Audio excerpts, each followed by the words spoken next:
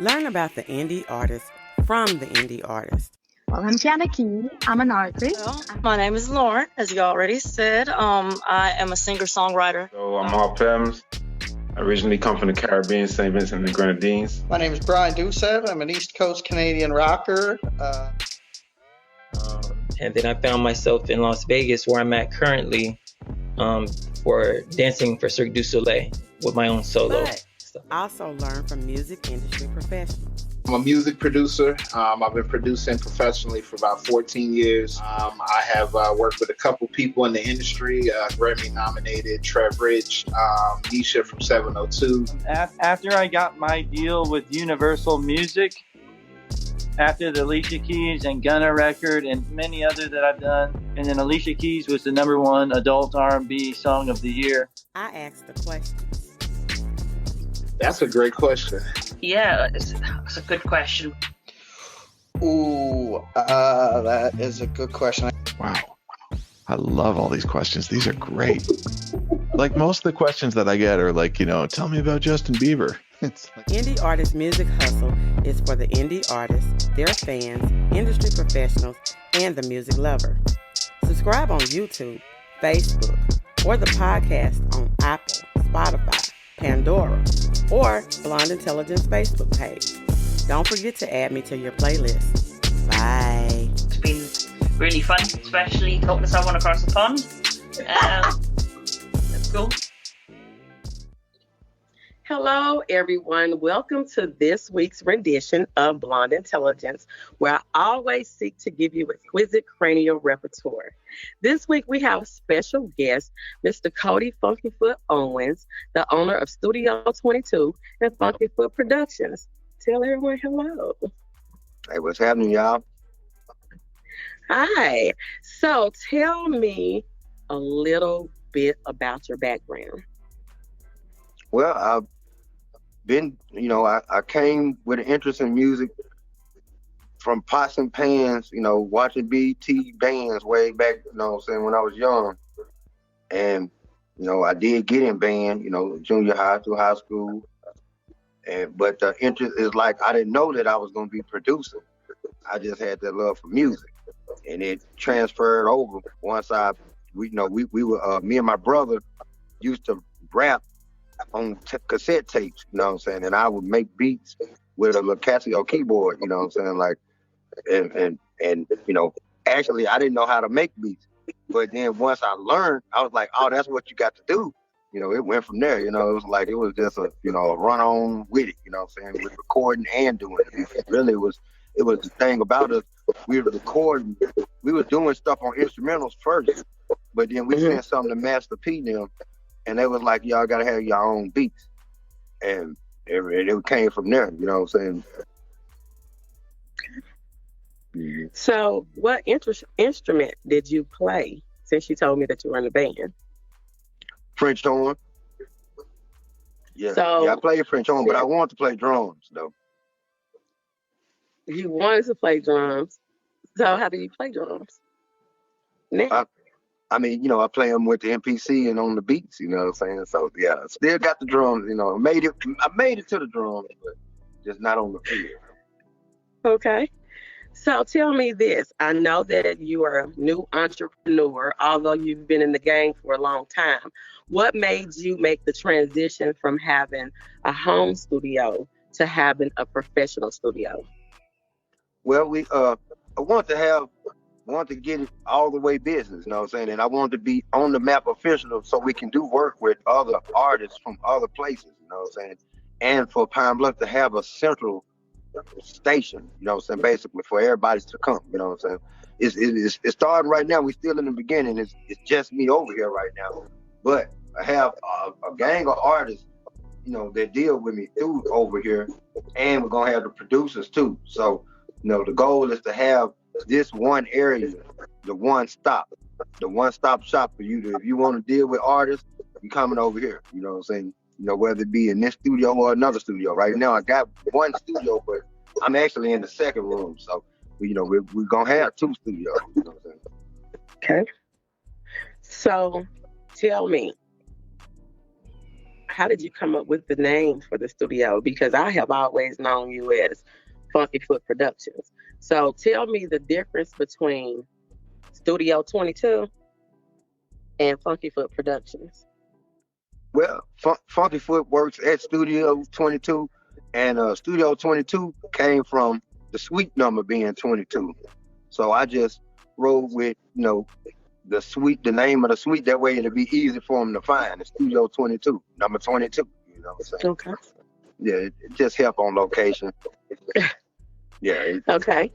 So tell me, what do you hope to accomplish? I mean, are you looking just to work with independent artists? Are you looking to be a multi-platinum producer? Are you looking to be Grammy Award winning? What are you doing? What goals do you have, and what are you doing to reach those goals? Yeah, I definitely want to get a, plaque, Grammy, trying to work for all of that, you know what I'm saying? And, the recognition, and everything, the credentials. But I still, want to work with the locals, you know what I'm saying? Talk to, reach the youth, you know what I'm saying? Like keep them out the streets, you know what I'm saying? Because studio does keep people out the street, and it help curb violence a lot, you know what I'm saying? Especially having that outlet to do music. So, and at the same time, a lot of talent is right there with the music. So, you know what I'm saying? It's a two-sided thing. It give them, once they see they can make some money off of it, because that's what I want to get a market going to where people paying for, people for verses, whether it's $50 or $100, just you paying for, people being able to actually eat off of what you do, you know what I'm saying? And beats everything, just, a whole market around here, starting in Pine Bluff, but, just going from Little Rock to Pine Bluff, the whole nine, just, in Arkansas, period, us having a market to where we have our own place where we can make money, even though we still will have to go into other markets to make bigger money or more serious money. But you will be able to eat off of what you're doing, you know what I'm saying? And so people can take it a little more serious, because that's the thing why people don't take it serious, because they still have to have a job or whatever to do. Well, it sounds like what you're saying to me is you just got to the point where if you're going to do this, you have to be able to capitalize off of it, and you want a professional stance on it. Yes, yeah, all the way. Okay, so I know you told me about your team. Tell me who your production team consists of. Well, the production team right now is me, and then I do have like an assistant, Trees Beats, you know what I'm saying? And I work with Soldier Pine Production, you know what I'm saying? He just left, but he's in Iowa right now, you know what I'm saying? And I'm close, like Game of Booming and Big J, they're like just a call away, you know what I'm saying? So we even though a lot of people might not know it, but we all know each other, and we do talk. We might not talk every day, you know what I'm saying? But we can call each other if we need something. That's how it is in the business. You can't talk every day, because sometimes you get busy on other projects and everything. And I know being in the studio, you might have to be in the studio 12, 13, 14 hours. And people think you acting funny because you're not answering the phone, when you're actually just in the stage of trying to perfect your craft. Yeah. Staying busy, you know what I'm saying? That's one thing about it. Do stay busy. And there's a lot of artists that's actually working here, you know what I'm saying? So tell me, why do you think that hip hop really hasn't recognized Arkansas the way they should? Well, on a all the way professional stance, it's because we have to have the projects that's official, as far as all the way, from top to bottom, not just the song itself, but you have to own the music, you know what I'm saying? So it's been a big wave of YouTube music going, and which is nothing wrong with it, you know what I'm saying? Because there's some marketing schemes behind it, but that keeps the recognition from being all the way to the top, because they can't do nothing with it. Actually, the big businesses can't do business with it, because they, without ownership, it's not really yours. So that's the push that we're on. Tell me this.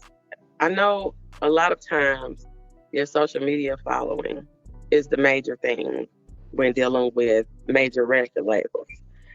How important do you feel social media is to an actual producer? Social media now is it's the way of life. You know what I'm saying? I even had to adjust a little bit. I still haven't made the full jump. You know what I'm saying? Because I came from being exclusive to where when your song comes out, it's your song, then the beat come out. You know what I'm saying? So that make it more exclusive for your song. And when people hear that beat, they're gonna know it as your song. But so tell me this: how long did it take you from deciding to getting a business plan together to actually getting your suite for your studio and getting all the equipment that you want, everything from the moment that you decided I have to take this to another level up until now? How long did that take you? How much sweat equity did you put in? How much time did you spend to put toward I have to be in success? But I can say it took years, you know what I'm saying? Like for it's years. This is years of progress. It's over 20 years exactly. Right on 20 years right now. But I say these last 3 years, and then after my mom passed, that was the moment that said, you know what, life is a little short, you know what I'm saying? You gotta go ahead and we're gonna go for it. We gotta mash the gas and go and shoot for the goal up high, you know what I'm saying? And we gotta be official with it at the same time, because that's our thing. We can be doing it all our life and really be doing this and doing that. You can make a lot of money actually. But without being official, then to be on the map, like you look it up on Google, it's on the map.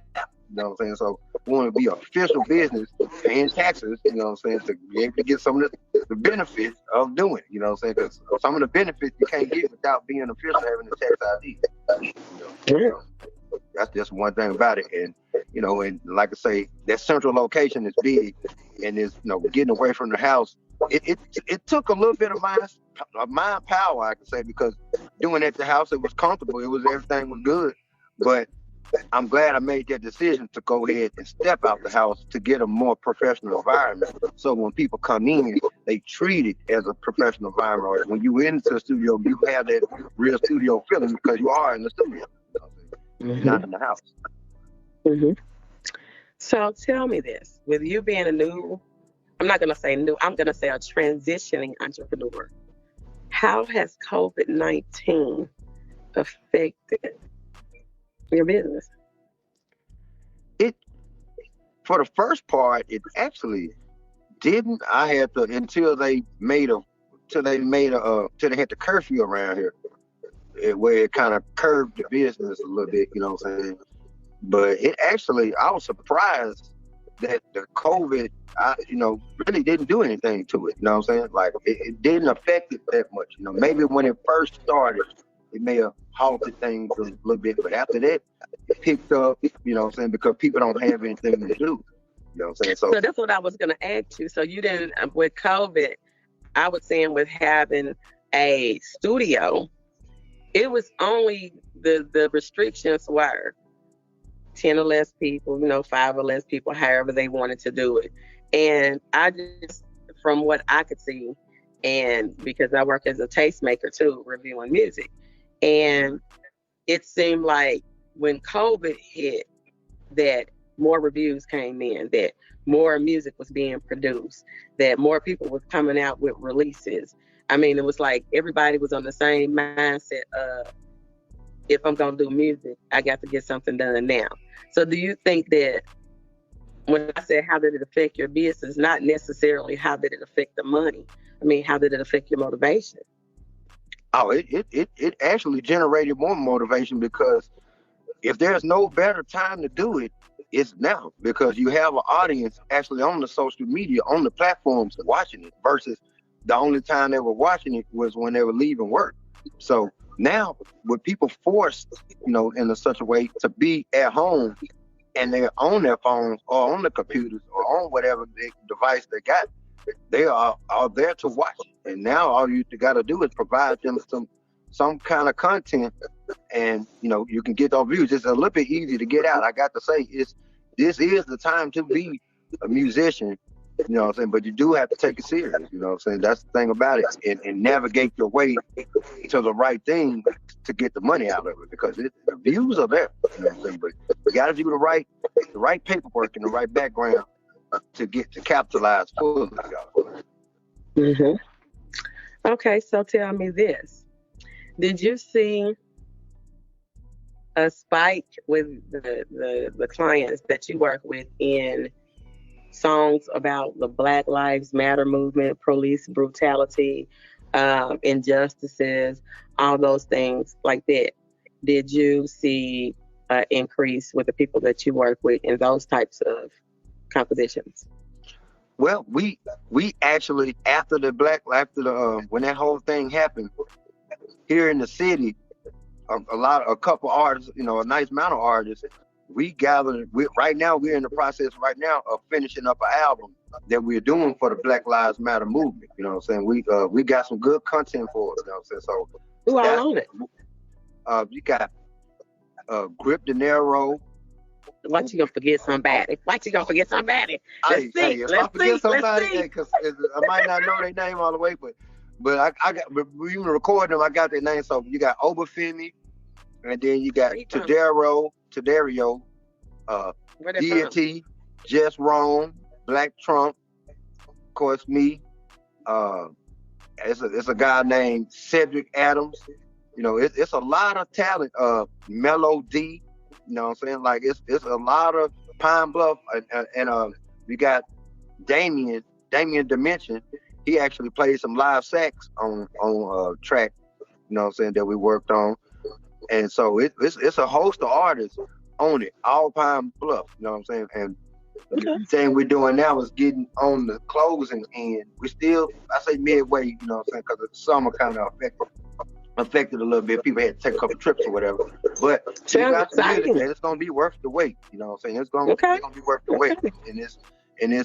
And it's really a Black Lives Movement thing. But as far as in the city, it people were still getting killed. You know what I'm saying? Like, it was still black on black crime going on every week right now. You know what I'm saying? So that's the work that we're trying to do, is to get the change into our community.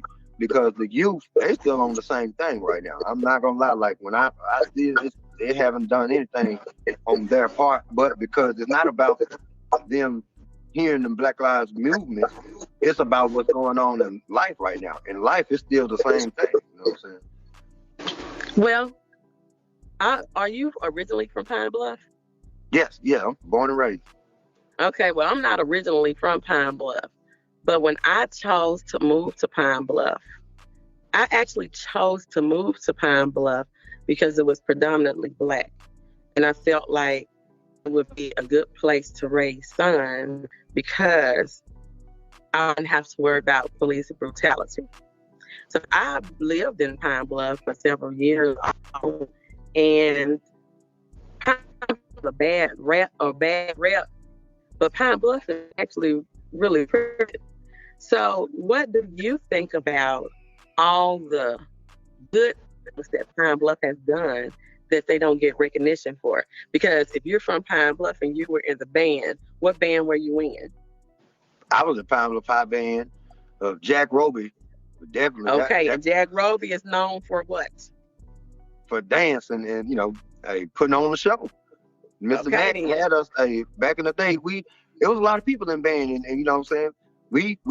That musicianship actually transferred around. Like a lot of the people from that era still doing music now. Those were the birth of a lot of musicians. You know what I'm saying? So band does carry on into the music industry. You know what I'm saying? But that was a big motivation, and that was a big part of the musicianship. Is coming to Pine Bluff is not really known for music, but it is known for music. I mean, if you look at the historical concepts of being in the Delta and the Juneteenth and the everything, it's like Pine Bluff is really like the music hub for Arkansas. And it's not getting the recognition that it needs. So I think that you're doing a great thing by having something legitimate for the actual talent, especially in this area, because we have in Pine Bluff, like I said, Jack Roby. You have the UAPB M4 Marching Band. I mean, who the hell else get down like that? Yeah. And UAPB, they was in the president, in Obama parade. They did the thing, and back when I was in there, we was just talking to talented. It's actually talent, real talent. Yeah, it is. You got to think now. Smokey Norfolk, also from Pine Bluff. You know what I'm saying? And you know what he did over in gospel. You know what I'm saying? So, but knowing Smokey, not knowing, that he was going to be in the music industry, but just knowing Smokey back then, how he used to play at the churches. I mean, when he got in the music industry, I mean, it was almost like a no-duh type of thing that he was, I just, you wouldn't think it though. You would think that everybody else. Let something else slip. Yeah. So, you were a musician at church? I wasn't a musician like playing because I still can't play the piano, keyboard like that. But I can, I just know music. And I did the drums. What I did at my church is I played the drums on my MPC. I used to have an MPC, and on my keyboard, I played the drums on there for the choir. So yeah, I did, being in the South, especially my age, grandma ain't let you stay at the house, you know what I'm saying? So you was going to church, you know what I'm saying? Or you weren't going. You gonna get over there and beat them drums, boy. Hey, you better get out there bed, or y'all ain't going nowhere. Hey. Next in the back of the head, you better get over there and beat them drums. That's what they say, beat them drums. Yeah, or next week you can't go to the mall because y'all ain't go to church. Yeah. And what else they do? Go out and stay out all night long. Sunday morning, you getting up going to church. So, if there was, I know a lot of people are asked in an interview, if there was any artist, dead or alive, you can work with, I'm not going to ask you that. If there was any female artist that you can work with, whether you, I'm gonna say,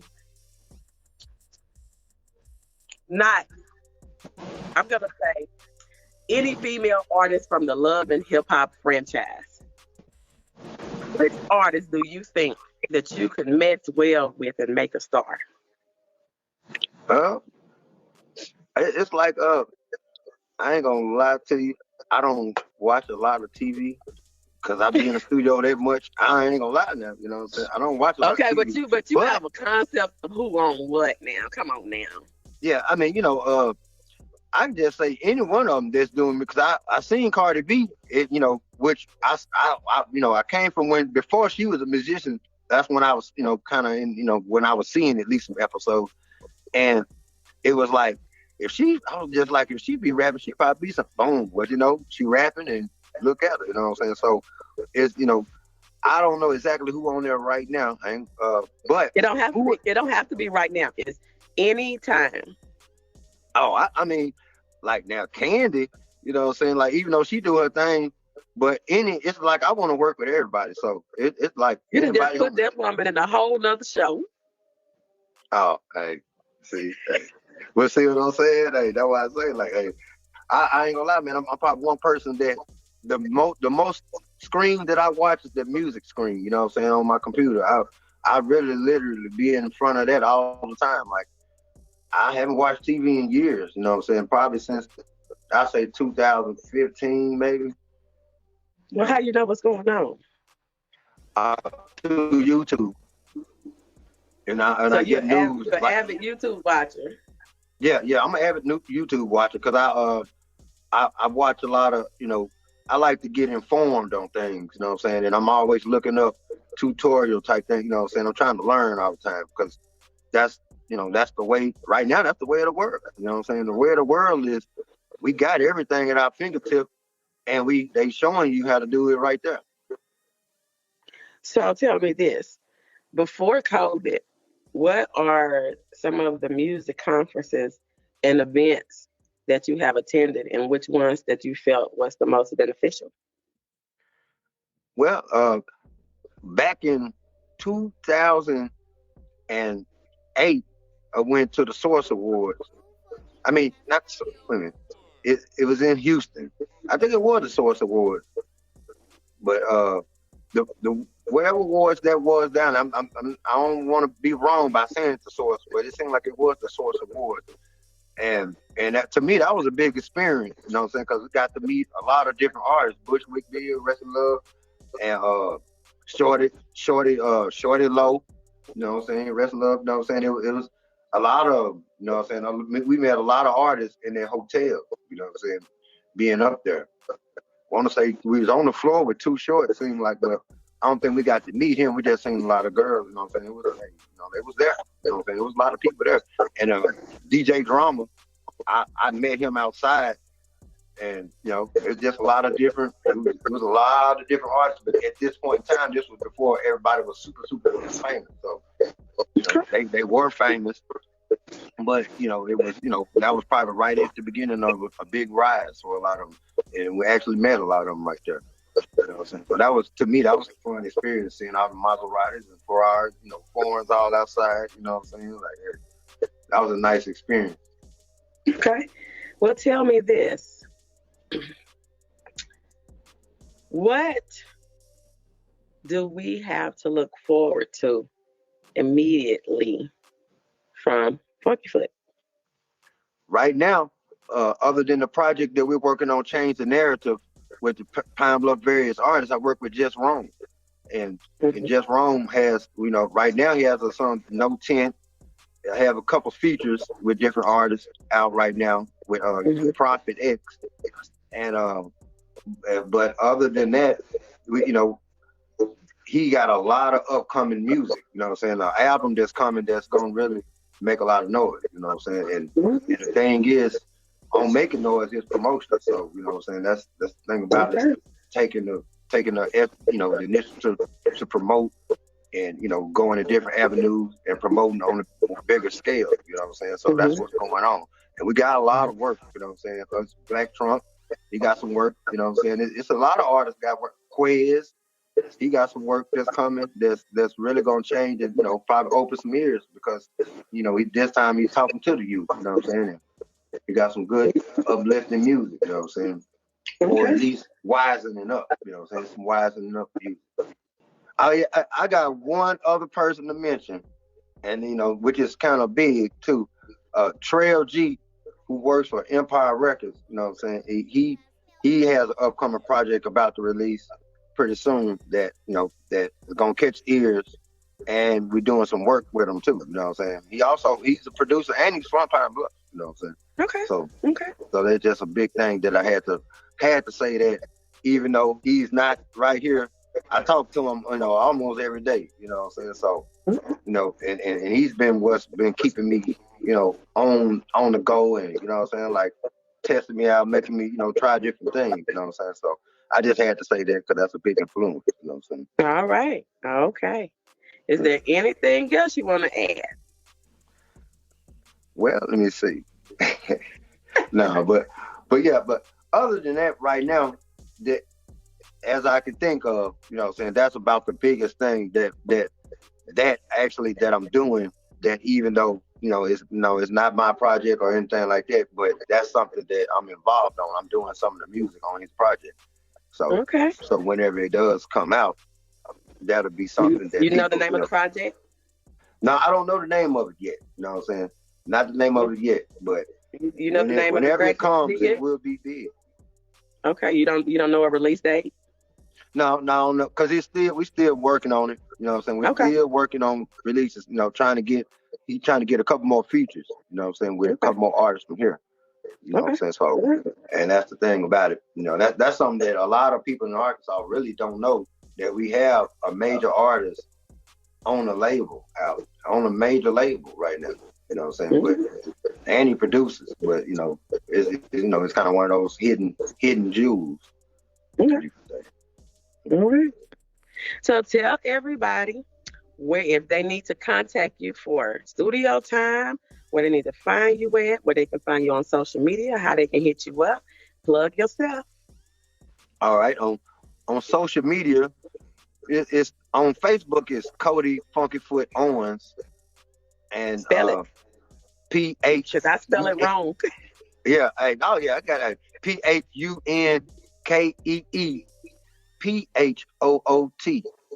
and on Gmail, I do a lot through Gmail. On some of the on Instagram, it's the same thing, but it's like harder to receive. I probably don't check it as much, but you can hit me on Gmail with Phunkiefoot at Gmail or Foot Funky at Gmail. Spelled the same way, Funky Phunkee and Phoot. You can swap it around. You're still gonna get to me. Foot Funky or Phunkiefoot at Gmail. That's the best way to reach, and I can get back with you because that's gonna definitely show up on my screen, and I will be able to contact you back. Okay. Is there anything else that you want everybody to know about Mr. Phunkiefoot? Oh, you can catch it at Studio 22, which is 1210 South Cherry Street in Pine Bluff, Suite 22. But it's actually on Linden Street side. The address is just on Cherry Street. So that confuse a lot of people. When I send them the address, I always make sure that I tell them on Linden Street side because you'll never find it on Cherry Street side. It's not a 22 over there. You know what I'm saying? So that's where you can come find me. And when you come, we're ready to work. You know what I'm saying? All right. Well, y'all heard it here. He got a couple new projects coming up. If you need to work, he ready to work. And this will conclude this episode of Blonde Intelligence. Hey, girl, let me tell you about this podcast. Girl, everybody has a podcast these days. But this one interviews new and interesting indie artists. It's called Indie Artist Music Hustle with Blonde Intelligence. Really? Where can I find it? It's on all podcasting platforms, streams live on social media, and on rpentradio.com. What'd you say it was called again? It's called Indie Artist Music Hustle with Blonde Intelligence. Girl, I'm gonna have to check her out. Give it a check, girl.